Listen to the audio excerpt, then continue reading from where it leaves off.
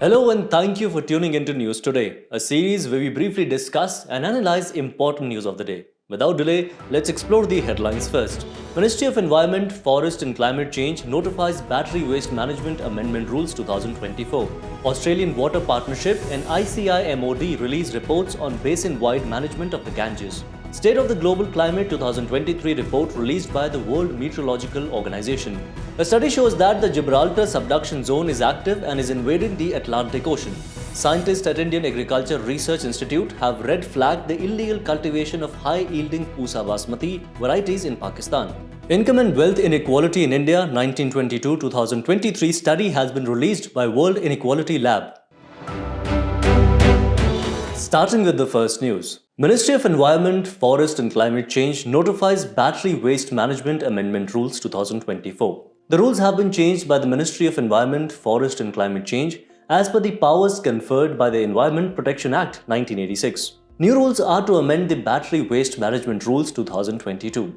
Now let's have a look and understand the amendments made. Central Pollution Control Board shall fix the highest and lowest price for extended producer responsibility certificates. It shall be equal to 100% and 30% respectively of the environmental compensation leviable on the obligated entities for non-fulfillment of EPR.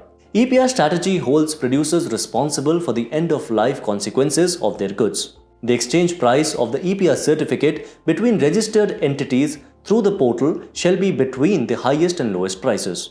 The Central Pollution Control Board shall prepare and recommend guidelines for the imposition and collection of environmental compensation in cases of non-compliance with rules. Further, if we talk about the objectives of battery waste management, then these include promoting circular economy by recycling and ensuring environmentally sound management of waste batteries. Promoting new industries and entrepreneurship in the collection and recycling or refurbishment of waste batteries. Implementing the polluter pays principle through EPR and reducing the dependency on new raw materials and saving natural resources.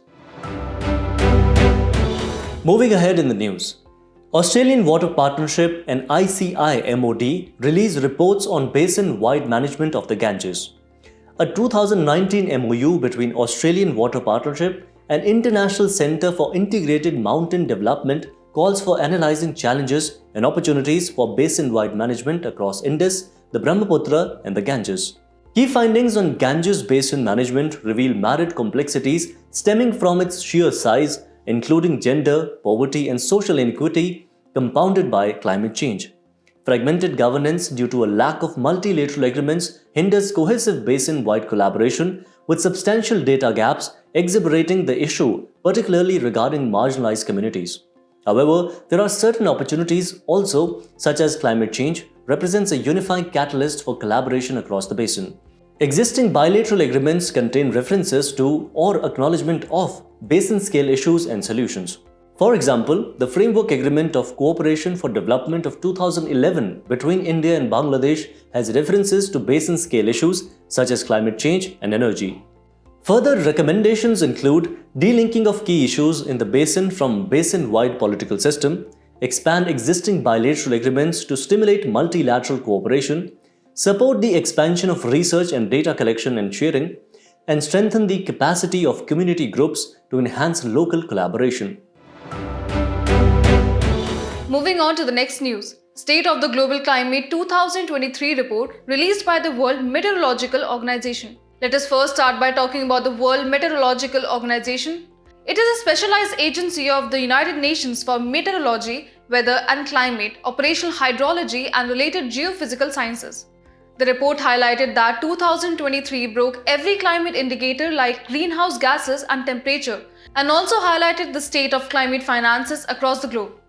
Moving ahead, let us also have a look at the current state of the climate finance. Climate finance nearly doubled in the year 2021-22 compared to 2019-20 levels and reached $1.3 trillion. China, the United States of America, Europe, Brazil, Japan and India together received 90% of the increase in funds. Climate finance investments need to grow more than 6 times by 2030 for a 1.5 degrees pathway. The climate finance also faces some challenges. These are: the cost of inaction is to rise with insufficient mitigation and adaptation strategies. Climate vulnerable countries and important sectors like agriculture and industry are receiving little finance despite their mitigation potential. Other than that, the adaptation actions of the private sectors are yet to be tracked better. To overcome these challenges, few recommendations have also been provided in the report. Transforming the financial system with an emphasis on concessional financing and de-risking and bridging climate and development needs can further help the cause. Mobilizing domestic capital with an emphasis on enabling policies and regulatory frameworks has also been recommended. And lastly, it has also been recommended to improve the availability and accessibility of quality, granular data to measure and manage progress. Though few initiatives have also been taken to improve the climate finance, namely, Global Climate Finance Framework adopted in COP28 Dubai. France's AFD 2050 facility supports around 30 developing countries in their implementation of the Paris Agreement, and the Just Energy Transition Partnerships to developing countries in accelerating their transition to a just energy system. Moving ahead in the news. A study shows that the Gibraltar subduction zone is active and is invading the Atlantic Ocean. Subduction zones or Benioff zones are locations of convergent plate boundaries where one tectonic plate is pushed below the other tectonic plate and sinks in the mantle. Subduction initiation is a cornerstone of the Wilson cycle, which is a repetitive opening and closing of ocean basins due to the sea floor spreading and subduction respectively. Subduction produces deep trenches, earthquakes, and volcanoes that often form arcs of islands along the convergent boundary. Now let's understand and discuss about the subduction zones in Atlantic. The subduction zone initiation in mature Atlantic-type oceans that have formed from the breakup of a supercontinent is believed to be difficult. This is because the aged oceanic lithosphere is thick and strong, making it resistant to breaking and bending. Breaking and bending are prerequisites for the start of subduction in an ocean surrounded by passive margins. Yet, the Atlantic has two fully developed subduction zones, Lesser Antilles and the Scotia Arcs. Its third such zone, Gibraltar Arc, has significantly slowed over years, raising a debate whether it is active or not. At last, now let's have a look at the key highlights of the study. Gibraltar subduction is still active and it will propagate further into the Atlantic after a period of quiescence. A subduction zone starting in a closing ocean can migrate into a new opening ocean through a narrow oceanic corridor. In our next news, scientists at Indian Agriculture Research Institute have red flagged the illegal cultivation of high-yielding Pusa Basmati varieties in Pakistan. The Indian Agricultural Research Institute or IARI scientists have raised objections and called for action against Pakistan as it has officially registered India's high-yielding Pusa Basmati varieties and also cultivating the same illegally. Before we start, let us first get to know about the Basmati rice. Also known as scented pearl, Basmati is a long-grain aromatic rice variety grown for many centuries mainly in the Himalayan foothills. Currently, it is cultivated in the states of Jammu and Kashmir, Himachal Pradesh, Punjab, Haryana, Delhi, Uttarakhand and the western Uttar Pradesh. They require prolonged sunshine, high humidity and a short water supply. And lastly, so far 34 varieties of Basmati rice have been notified under the Seeds Act 1966. Coming back, the varieties which are originally developed by the IARI include Pusa Basmati 1121 or PB1121 is known for the extra kernel length of its grains.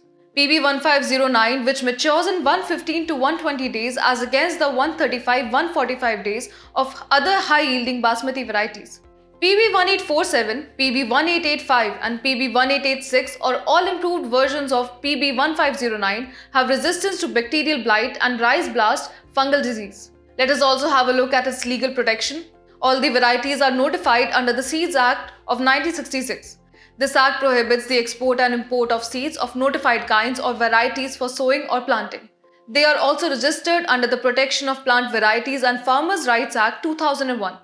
This act further allows only Indian farmers to sow, save, re-sow, exchange or share the seeds of any protected or registered varieties. The act further enumerates breeders' rights. Moving ahead, let us also get to know about the Basmati rice export from India. India is the leading exporter of Basmati rice in the world. Its major export destinations include Saudi Arabia, Iran, Iraq, UAE and Yemen where consumers want parboiled rice. Parboiled rice has harder grains and is less susceptible to breakage on cooking for long. Moving on to the last news for the day. Income and Wealth Inequality in India 1922-2023. The World Inequality Lab is a global research center focused on the study of inequality and public policies that promote social, economic, and environmental justice. Let us have a look at the key findings of the study. Inequality declined post-independence till the early 1980s, after which it began rising and has skyrocketed since the early 2000s. By the end of 2023, India's richest citizens owned 40.1% of the country's wealth. And lastly, India's top 1% income share is among the very highest in the world, higher than even South Africa, Brazil, and the US. There are also some issues faced with extreme inequality. It facilitates the disproportionate influence of wealthy people on society and government, leading to plutocracy. Moreover, poor people find it more difficult to escape poverty as they do not have the same opportunities, and it further leads to lower overall economic growth. To overcome these issues, few recommendations have been given in the study for removing income inequality. Improving the quality of economic data has been recommended. Broad-based public investment in health, education, and nutrition to enable the average Indian. Restructuring of the tax code to account for both income and wealth. A super tax of 2% on the net wealth of the wealthiest families can be imposed. The personality news for today is Phanindra Nath Ghosh. Recently, the birth anniversary of Phanindra Nath Ghosh was celebrated. He was born in Serampur in the Hooghly district of West Bengal. Shri Ghosh was the son of Charu Chandra Ghosh. Now let us have a look at his key contributions. His leadership steered the revolutionary movement across the Hooghly district. He joined the Yugantar Revolutionary Party alongside J.N. Lahiri. Furthermore, he became an active member of the Gupt Samiti in Serampur. He also played a pivotal role during the Quit India movement in 1942. And lastly, he was deeply committed to Gandhiji's philosophy. For his achievements, the Government of India honoured him with a copper plate in 1972, and he exhibited the values of courage of conviction, patriotism, and leadership. As we conclude today's main news, let's go through some quick updates. Nomination process for first phase of Lok Sabha polls 2024 begins. Nominations are filed under Section 33 of the Representation of the People Act 1951. The date for filing of nomination is fixed by the Election Commission of India. Candidate or any of his/her proposer should deliver the nomination paper to the returning officer or to the assistant RO. Nomination paper cannot be filed on holiday. Election Commission has exempted certain emergency works under Chief Minister's Relief Fund from the ambit of the Model Code of Conduct. The fund aims to provide relief for the distressed people affected by major natural calamities and accidents. Similar to the PM Relief Fund, these funds primarily operate with donations from public and private institutions and voluntary organizations. The Prime Minister addressed the third edition of the Summit for Democracy. Summit for Democracy was launched by the US in 2021. The summit has emerged as an important platform where democracies share experiences and learn from each other. It aims to strengthen democratic institutions, protect human rights, and accelerate the fight against corruption globally. Chinese scientists have created a powerful sound laser. Just as light is made up of many particles called photons, sound consists of particle-like chunks called phonons. They are also known as sound amplification by stimulated emission of radiation. The Supreme Court considers lifting the ban on the transmission lines through Great Indian Bustard habitats. If we talk about its protection status, then its IUCN status is critically endangered and it is protected under Schedule 1 and 4 of Wildlife Protection Act and Appendix 1 of CITES. It is also covered under Species Recovery Program. The Ministry of Electronics and Information Technology notifies the Fact Check Unit under the Press Information Bureau. PIB is the nodal agency of the government to disseminate information on government policies, programs, initiatives and achievements. Central banks unveiled Project Gaia to evaluate climate financial risks. Project Gaia is a collaboration between the Bank for International Settlements Innovation Hub Eurosystem Center and Bank of Spain. It leverages generative artificial intelligence, particularly large language models, to facilitate the analysis of climate-related risks in the financial system. Grid India was conferred with Mini Ratna Category 1 status for central public sector enterprises. It was established in 2009 and its mandate is to oversee the operation of the Indian power system. Before we go, it's time to put your knowledge to test in today's segment of Test Your Learning.